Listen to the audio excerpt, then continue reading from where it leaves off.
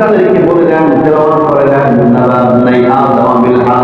আদম আলাইহিস সালামের দুইটা সন্তানের ঘটনা কিচ্ছা আপনি বর্ণনা করে দেন সঠিকভাবে। কিভাবে? কিভাবে? সঠিকভাবে। আল্লাহ যেমন বলেছে, ঘোরপ্যাট করে নয়। অনেক ব্যক্তি তদন্তকারী আছে, অনেক অফিসার আছে, টাকা পেলে কথা ঘুরে আছে, আছে নাই? আছে নাই? তো আল্লাহ বললেন আদম বিল হক, দুই সন্তানের কথা সঠিকভাবে বর্ণনা করুন।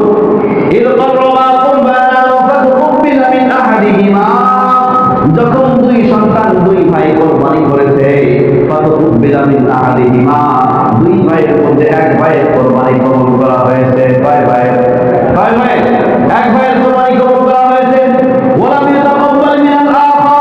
অন্য ধরনের কোরবানি আল্লাহ কবুল করেন নাই। যার কোরবানি কবুল হয় নাই, যার চাওয়া পূরণ হয় নাই, এ ব্যক্তি এখনো বলতেছে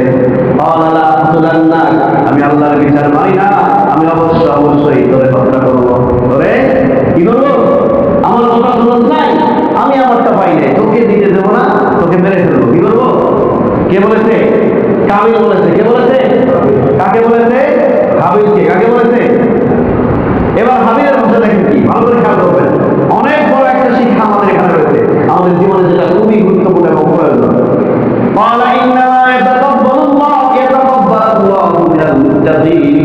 নিশ্চয়ই আল্লাহ রাব্বুল আলামিন মুত্তাকিদের থেকে সবকিছু গ্রহণ করেন, কবুল করেন। মুত্তাকি যারা নয় তাদেরকে আল্লাহ কবুল করেন না। মুত্তাকি কাকে বলে? আল্লাহর ভয় যার ভিতরে আছে। আল্লাহর ভয় যার আছে, হাবিলের আছে। হাবিল তাই উত্তম দেই জিনিসগুলো, সেগুলো কোরবানির জন্য রেখে আসছে।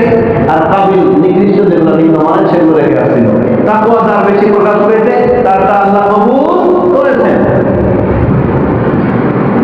এই যে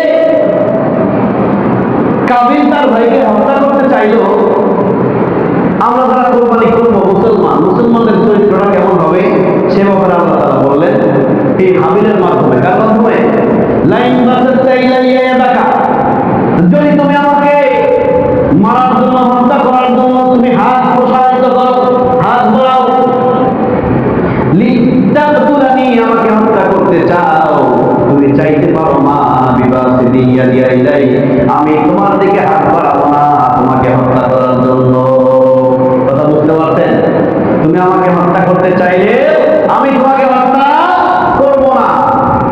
তুমি আমাকে গালি দিলে আমি তোমাকে গালি দিব, তুমি আমাকে ঠকালে আমি তোমাকে ঠকাবো না, কারণ তুমি আমাকে ঠকিয়েছো, আসলে আমাকে ঠকাবো না, একটু নিজেই ঠকছো। এর প্রতিফল তুমি পাবে কি পাবে না? পাবে কি পাবে না? কেউ কাউকে ঠকানোর পরে, কেউ কাউকে কষ্ট দেওয়ার পরে আজীবন শান্তিতে থাকতে পারে? পারে? মনে রাখতে হবে, চূড়ান্ত কথা। তো তুমি আমাকে হত্যা করতে বলো, আমি তোমাকে হত্যা করবো না, হাত প্রসারিত করবো না। কারণ আমি ভয় করি কাকে?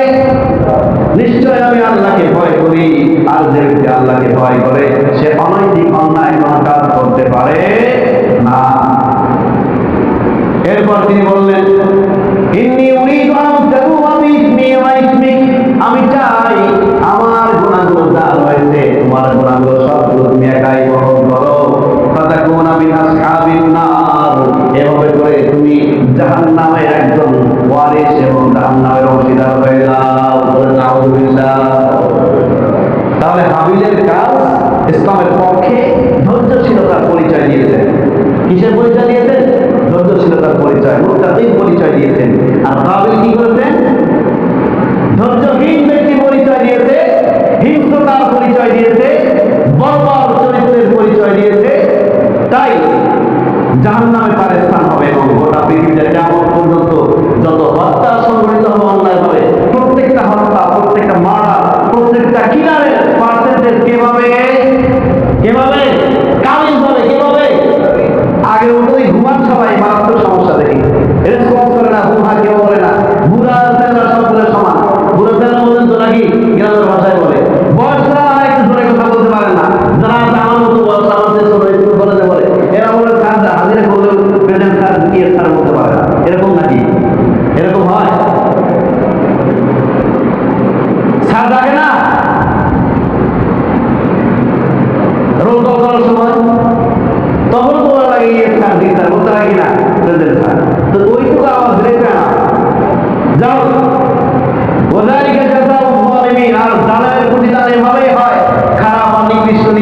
হয়ে থাকে।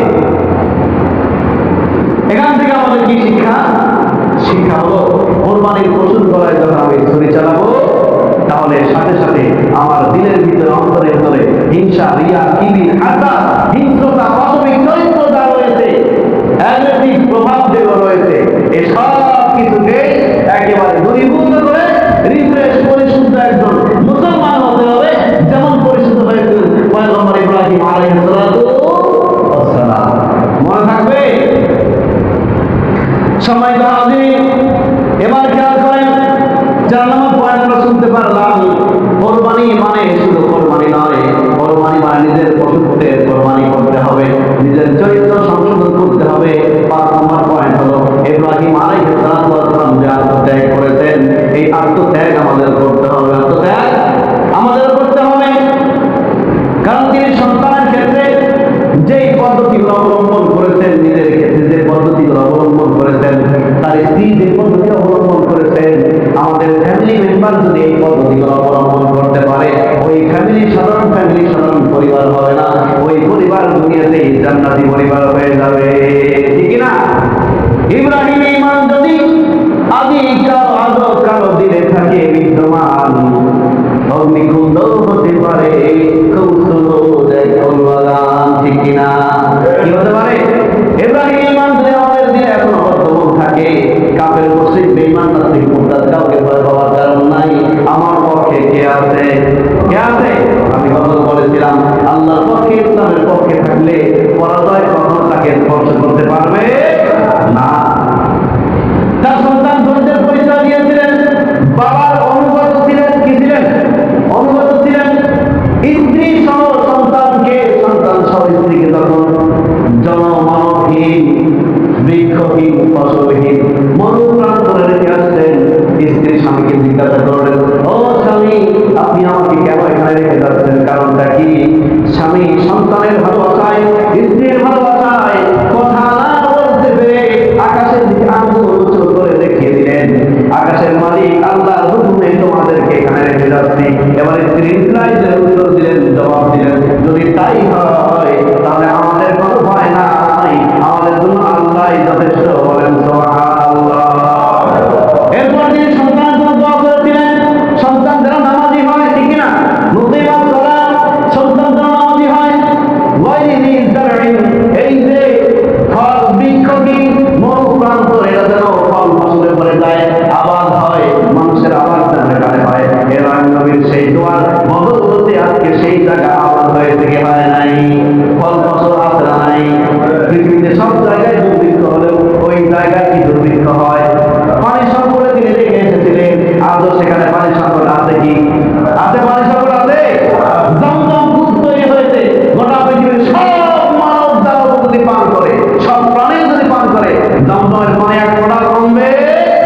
কারণ হাউস যেটাকে বলি, গোডাউন যেটাকে বলি, এর সোর্স যেটাকে বলি, সেটা কার কাছে?